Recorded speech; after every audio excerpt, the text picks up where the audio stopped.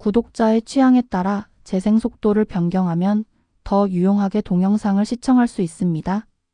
이 영상은 성경을 매일 한 장씩 읽는 효과가 있고 궁금한 부분을 해소할 수 있으며 맥락을 이해하는 데 도움이 될 것입니다. 출애굽기 기행. 출애굽기는 바로에게 반복되는 하나님의 요구, 즉, 내 백성을 보내라라는 명령으로 시작하여 내가 그들 중에 거하리라로 마무리한다. 출애굽을 단지 애굽에서 빠져나오는 사건으로 축소하지 않고 해방에서 시작해 임재로 완성되는 구속의 흐름으로 이어진다. 따라서 출애굽기의 중심은 장소 이동이 아니라 하나님이 자기 백성을 자기 백성으로 세우시고 그들과 함께 거하시려는 언약적 목적에 있다. 출애굽기를 대표할 수 있는 키워드는 내 백성, 여호와, 구속, 유월절, 언약, 임재, 거룩 등을 들 수 있다. 내 백성은 이스라엘을 단순한 민족이 아니라 하나님이 내 백성으로 삼으시는 관계적 정체성을 의미한다. 여호와는 재앙과 구원, 언약과 임재의 모든 과정이 여호와가 누구이신지 알게 하려는 계시 목적으로 다가온 이름이다. 구속은 애굽의 종살이에서 인도하여 내므로 나타나는 하나님의 능동적 건짐이다. 유월절은 구원이 피로 구별되는 대속의 표식이고 이 구원이 규례로 전승되는 것이다. 언약은 구속받은 백성이 시내산에서 말씀과 피로 언약으로 세워진 관계 질서의 확정이다. 임재는 하나님이 백성 가운데 거하시는 성막의 임재가 영원히 이어진다는 것이다. 거룩은 하나님 앞에서의 구별과 질서를 의미한다. 출애굽기를 대표할 수 있는 성경 구절은 출애굽기 6장 7절이다. 출애굽기 6장 7절. 내가 너희를 취하여 내게 한 백성으로 삼고 내가 너희에게 하나님이 되리니 내가 이집트 사람들의 집 밑에서 너희를 빼내는 주 너희 하나님인 줄을 너희가 알리라. 이 구절은 하나님이 백성을 내 백성으로 삼으시고 관계를 너희의 하나님으로 세우시며 구속 행위로 애굽의 짐에서 인도해 내시고 그 결과로 여호와를 알게 하신다는 흐름이 한 문장에 동시에 들어있다. 출애굽기의 맥락은 다음과 같이 나눌 수 있다. 이스라엘 자손의 번성과 억압의 제도화. 구원자를 예비하심. 나는 스스로 있는 자. 바로 앞에서 선포되는 여호와의 말씀. 유월절과 구속의 시작. 홍해에서 여호와께서 싸우시다. 광야에서 시험받다. 시내산에서 언약을 세우다. 내가 그들 중에 거하리라. 언약의 위기와 갱신. 성막의 건립과 여호와의 영광. 1. 이스라엘 자손의 번성과 억압의 제도화. 출애굽기 1장은 이스라엘의 번성이 애굽의 두려움이 되어 노역 강화가 출생 통제까지 확대되고 마침내 모든 백성에게 명령이 내려져 억압이 제도로 굳어지는 흐름과 산파들이 하나님을 두려워하여 왕의 명령을 거부함으로 언약 계보가 보존되는 흐름이다. 1장은 출애굽이 우연한 탈출이 아니라 언약의 역사임을 알리는 서사이다. 요셉 세대가 지나가고 요셉을 알지 못하는 새 왕이 등장한다.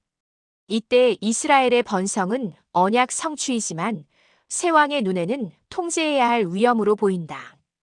그래서 감독을 세워 무거운 노역을 시키고 그래도 번성이 멈추지 않자 통제는 더 근원적인 영역인 출생으로 이동한다.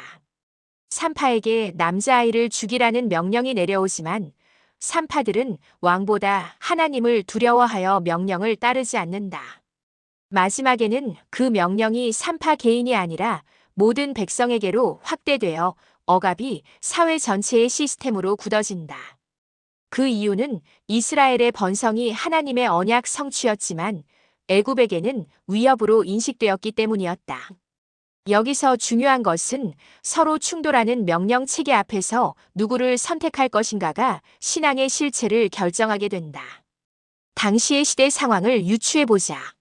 제국은 대규모 건축과 경제 운영을 위해 노역을 조직화했고 외부 집단의 인구 증가를 안보 위협으로 간주하였고 지혜롭게 대처하자는 정책 언어는 억압과 출생 통제를 정당화하였다. 구속사의 관점에서 고찰해보자. 강제 노역과 출생 통제의 제도화는 구원이 왜 필연적으로 요청되는 상황이 되었는지를 분명히 보여준다. 동시에 학대를 받을수록 번성이라는 역설은 인간 권력이 언약을 끊을 수 없음을 의미하며 이후 구속 사건 전체를 언약 성취의 필연으로 연결된다. 하나님은 억압이 커질수록 언약이 사라지는 것이 아니라 오히려 언약이 무엇인지 더 선명히 드러나게 하신다. 나 자신에게 질문과 답을 나누어 보자. 이스라엘의 번성을 막기 위해 강제 노역에서 출생 통제로 다시 생명 말살로 이어지는 이유는 무엇인가? 이스라엘의 번성이 노동 억압으로 억제되지 않자 권력은 더 근원적인 수단인 출생 자체의 차단으로 이동하였고 그마저 실패하자 생명의 제거를 국가적 명령으로 제도화하였다. 이제 우리의 영적 결단을 다짐하자. 우리의 환경에 따라서 또는 권력과 하나님 사이에서 우리의 선택에 갈등하고 있지는 않는지 점검해보자. 또한 작은 타협이 우리의 영적 방향이 어긋날 수 있음을 경계하며 작고 숨은 자리에서 나의 선택과 결정이 구속사의 보존 고리가 될 수 있음을 기억하자. 2. 구원자를 예비하심. 출애굽기 2장은 살해 정책 아래서 모세가 보존되고 왕실과 친모 양육이 연결되며 모세의 첫 개입이 도피로 끝난 뒤 광야의 준비로 이어지는 흐름에 대하여 고찰해보자. 또한 장의 끝에서 백성의 탄식이 하나님께 올라가고 하나님이 들으시고 기억하시며 아시는 전환이 구속의 출발점으로 제시되는 점에 대하여 고찰해보자. 출애굽기 2장은 살해 정책 아래에서 한 생명이 보존되고 그 보존이 지도자의 준비로 이어지며 마침내 하나님이 언약을 기억하시는 전환점으로 끝난다. 사내 아이는 죽이라는 바로의 명령 아래에서 태어난 모세는 숨겨지고 강에 버려지는 자리에서 오히려 보존된다. 왕실 안에서 긍휼이 일어나고 모세는 친모의 양육을 받는 연결까지 얻는다. 그러나 성인이 된 모세의 동족사랑 의협심은 구속이 아니라 도피로 이어진다. 광야로 물러난 그는 미디안에서 새로운 삶을 시작하고 긴 준비 시간을 건넌다. 장의 결말은 이스라엘의 탄식이 하나님께 상달되고 하나님이 응답의 주체로서 기억하시고 아시는 과정을 통해 구속의 출발이 인간의 혁명이 아니라 하나님의 언약 기억에 있음을 분명히 한다. 지도자는 즉흥적 혈기나 단발 행동으로 세워지지 않는다. 본문은 모세의 정의감이 곧바로 구원으로 이어지지 않는 장면을 통해 구속의 방식이 인간의 속도와 다름을 보여준다. 하나님은 지도자를 보존하시되 곧장 전면에 세우지 않고 준비의 시간을 두신다. 또한 2장의 결말은 탄식에서 하나님의 응답으로 이어지는 신앙의 원리를 제시한다. 하나님은 고통을 무시하지 않으시며 언약을 기억하시는 방식으로 역사에 개입하신다. 당시의 시대 상황을 유추해보자. 모세가 받은 왕실 교육은 언어와 행정, 제국의 시스템 이해를 제공하고 또한 광야 생활은 생존과 인내의 지도력의 정년으로 이어진다. 본문은 모세가 이 두 영역을 모두 통과하게 함으로써 이후 이스라엘을 이끌 지도자의 준비가 역사 속에서 진행됨을 보여준다. 구속사의 관점에서 고찰해보자. 출애굽기 2장은 구속의 시작을 하나님의 은혜에서 시작됨을 보여준다. 백성의 탄식이 먼저이지만 구속은 하나님이 기억하시고 아시는 데서 본격 시작된다. 이는 구속이 인간의 능력이나 혁명보다 하나님 언약의 신실함을 보여준다. 하나님은 보이지 않는 시간에도 일을 진행하신다. 기다림은 공백이 아니라 준비이며 탄식은 끝이 아니라 하나님께 닿는 언어가 된다. 나 자신에게 질문과 답을 나누어 보자. 왜 모세의 첫 행동은 구속이 아니라 도피로 끝나는가? 본문은 구속이 정의감의 폭발로 성취되는 것이 아니라 하나님이 세우신 소명과 권위로 진행된다는 사실을 알려준다. 또한 하나님이 기억하셨다는 표현은 하나님이 잊었다가 떠올렸다는 의미가 아니라 언약의 근거의 행동을 시작하신다는 신실함의 표징인 것이다. 이제 우리의 영적 결단을 다짐하자. 조급함으로 일을 밀어붙이기보다 하나님이 준비하시는 시간과 방식에 순종하는 훈련을 선택하자. 결과가 더딜 때도 하나님은 나를 아시는 분임을 믿고 흔들리지 말자. 3. 나는 스스로 있는 자 이름의 계시와 소명. 출애굽기 3장, 4장은 떨기나무 부르심에서 거룩의 경계가 세워지고 하나님이 고통을 보시고 들으시며 아시고 내려오신다고 선언하신 뒤 모세를 보내심으로 구속의 시작을 규정하는 점에 대하여 고찰해보자. 또한 모세의 주저함 속에서 내가 너와 함께하리라가 사명의 근거가 되고 나는 스스로 있는 자의 이름 계시가 출애굽 전체의 토대가 되는 점에 대하여 고찰해보자. 출애굽기 3, 4장은 구속이 어떻게 시작되는가를 하나님의 자기 계시와 소명으로 고정하는 단락이다. 이 맥락의 핵심은 나는 스스로 있는 자이며 범위는 떨기나무 가운데서의 부르심부터 모세의 주저함을 다루고 표적, 동역을 통해 사명을 확증한 뒤 애굽으로 돌아갈 준비가 갖추어지는 장면 끝까지다. 이 두 장은 사건을 모세의 결심에서 출발시키지 않고 먼저 하나님이 거룩의 경계를 세우시고 이어서 하나님이 고통을 보시고 들으시고 아시며 내려오신다는 선언을 통해 구속의 주체가 누구인지 확정한다. 그 다음 모세에게 가라는 명령이 주어지며 모세가 반복적으로 나는 할 수 없습니다 라고 주저할 때마다 하나님은 내가 너와 함께 하리라라는 방식으로 사명의 근거를 사람의 능력이 아니라 하나님의 임재에 두신다. 따라서 이 맥락은 단순히 모세가 부름받았다로 요약되지 않는다. 오히려 본문은 출애굽 전체가 하나님의 이름과 임재 약속 위에 서 있음을 보여주고 그 이름 계시가 이후 바로 앞 대결, 유월절, 언약 체결, 성막 임재까지 관통하는 토대가 된다. 출애굽기 3장은 사건보다 먼저 장소와 상태를 제시하며 모세는 애굽 왕궁이 아니라 미디안 광야 그것도 장인의 양떼를 치는 목자의 자리에서 하나님을 만난다.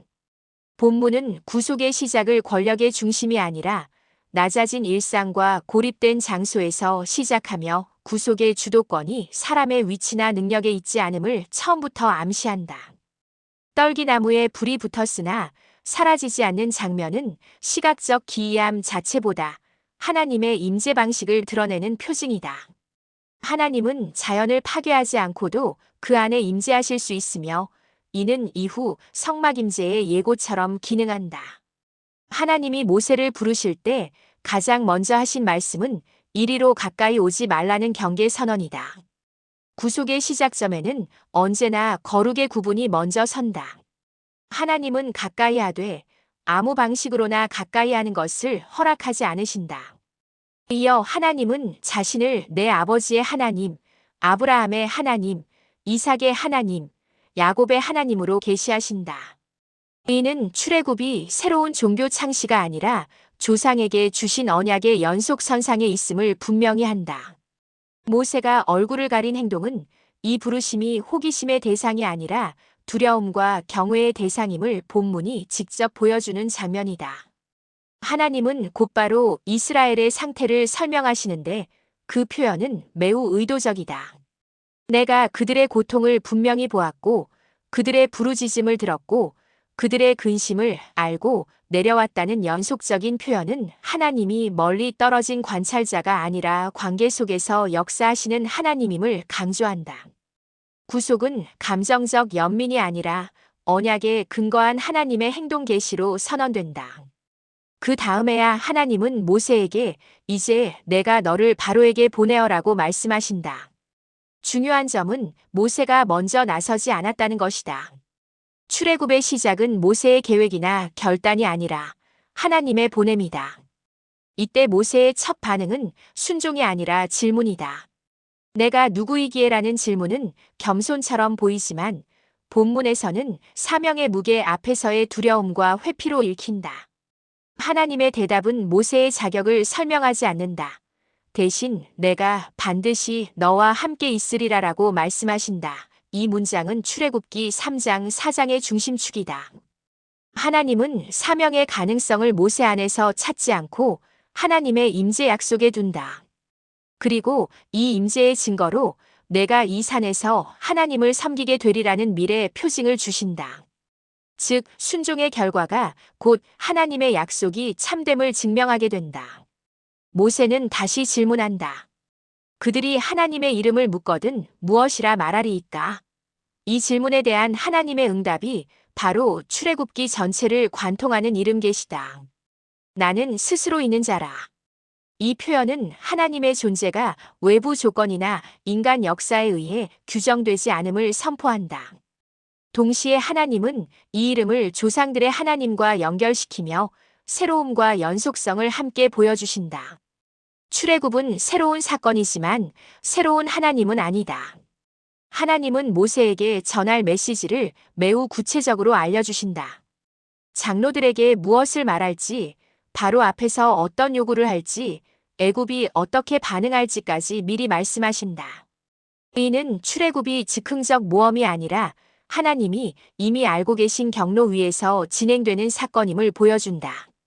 출애굽기 4장으로 넘어가면 모세의 주저함은 계속된다. 그는 그들이 나를 믿지 않으면 어찌하리이까라고 묻는다. 하나님은 이에 대해 표적을 주시는데 이 표적들은 모세의 신비한 능력을 과시하기 위한 것이 아니라 보내신 분의 권위를 증거하는 도구다. 표적의 성격은 항상 하나님 중심이다. 모세는 다시 나는 말이 둔하다고 호소한다. 여기서 하나님은 처음으로 모세의 약점을 정면으로 다루신다. 사람의 입을 지은 자가 누구냐라는 질문은 능력의 근원이 인간에게 있지 않음을 분명히 한다. 하나님은 모세의 결함을 제거하시지 않고 그 결함을 안고 사명을 감당하게 하신다. 마침내 모세는 다른 사람을 보내소서라고 말하며 사실상 거절에 가까운 요청을 한다. 이때 하나님은 진노하시지만 사명을 거두지 않으신다. 대신 아론을 동역자로 붙이신다. 이는 출애굽 사역이 개인 영웅 서사가 아니라 하나님의 계획 안에서 공동체적 수행으로 이루어짐을 보여준다. 4장 후반부에서 모세는 애굽으로 돌아갈 준비를 갖추고 장로들 앞에서 표적을 행한다. 백성은 하나님이 자신들을 돌보셨다는 사실을 듣고 머리를 숙여 경배한다. 이 장면은 아직 구속이 이루어지지 않았음에도 말씀을 통한 계시만으로도 경배가 시작될 수 있음을 보여준다. 출애굽은 행동 이전에 하나님을 아는 자리에서 먼저 시작된다. 당시의 시대 상황을 유추해보자. 고대 근동 세계에서 이름은 단순한 호칭이 아니라 존재의 성격과 권위를 드러내는 표징이었다. 신의 이름을 안다는 것은 그 신의 성격과 행위를 이해하는 열쇠로 여겨졌다. 이런 배경에서 나는 스스로 있는 자라는 이름 계시는 하나님이 자연국 가운명 역사에 종속되지 않는 절대적 존재임을 선포하는 급진적 선언이다. 이는 다실론 체계와 제국 신관 속에서 매우 독특한 위치를 차지한다. 또한 소명이 주어진 장소가 광야라는 점도 중요하다. 광야는 생산과 안정의 공간이 아니라 생존이 불확실한 장소다. 이런 곳에서 주어진 소명은 출애굽이 안정된 기반 위에서 계획된 정치운동이 아니라 하나님의 개입으로만 가능해지는 사건임을 보여준다. 목자의 자리 역시 상징적이다. 고대 사회에서 목자는 권력과 거리가 먼 위치였으나 본문은 바로 그 자리에서 구속의 방향을 제시한다. 표적의 성격 역시 당시 관념과 대비된다. 고대 세계에서 기적은 종종 인간 지도자의 신성함을 드러내는 도구로 사용되었지만 출애굽기 4장의 표적들은 일관되게 모세를 가리키지 않고 하나님을 가리킨다.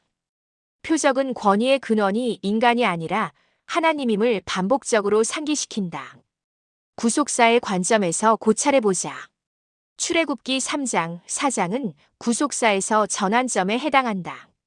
출애굽기 1장, 2장이 구속의 필요와 준비를 보여주었다면 출애굽기 3장, 4장은 구속이 실제로 시작되는 방식을 규정한다.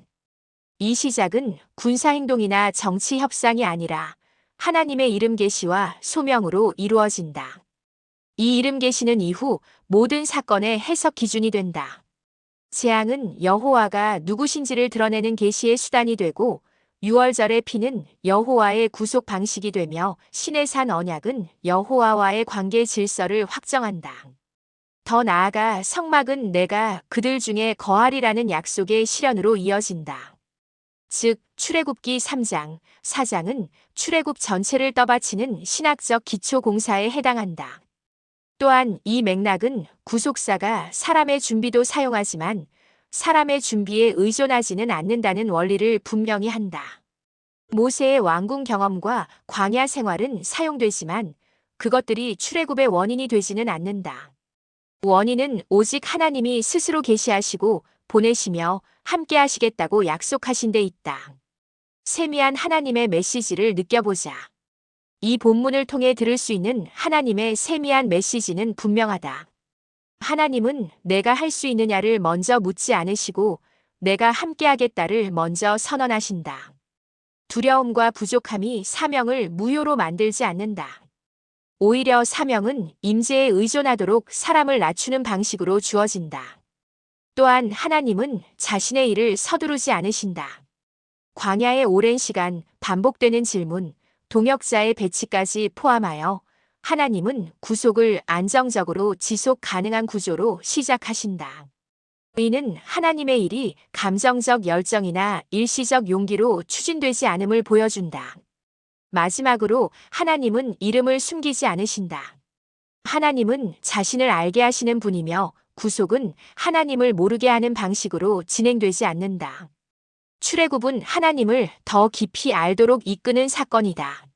나 자신에게 질문과 답을 나누어 보자. 왜 하나님은 모세의 주저함을 그렇게 길게 허용하시는가? 본문은 구속의 근거를 인간의 확신에서 떼어내기 위해 이 과정을 기록한다. 모세의 약함이 드러날수록 구속의 근거가 하나님의 임재와 이름에 있음을 더 분명히 하기 위함이다. 나는 스스로 있는 자라는 이름은 무엇을 강조하는가? 이 이름은 하나님이 어떤 조건이나 환경에도 의존하지 않는 분임을 강조한다. 따라서 출애굽은 애굽이 약해졌기 때문에 가능한 사건이 아니라 하나님이 하나님이시기 때문에 가능한 사건인 것이다. 표적은 왜 필요한가? 표적은 모세의 권위를 세우기 위한 장치가 아니라 보내신 분이 하나님이심을 증거하기 위한 수단이다. 본문은 표적을 통해 사람에게 시선을 고정시키지 않도록 의도적으로 방향을 조정한다. 이제 우리의 영적 결단을 다짐하자. 나는 사명을 내가 준비되었는가라는 기준으로만 미루고 있지 않은가. 하나님이 함께 하신다는 약속보다 내 부족함을 더 크게 말하고 있지 않은가. 출애굽기 3장, 4장은 사명의 출발을 나에게서 하나님께로 옮기라고 요청한다. 또한 하나님을 아는 지식이 삶의 변두리에 머물러 있지 않은지 돌아보게 한다. 출애굽은 하나님을 더 알게 하기 위한 사건이었다. 그러므로 순종은 막연한 의무가 아니라 하나님을 아는 데서 자연스럽게 흘러나오는 응답이어야 한다. 마지막으로 나는 혼자 감당하려는 태도를 내려놓고 있는지 점검해야 한다. 하나님은 모세에게 아론을 붙이셨다.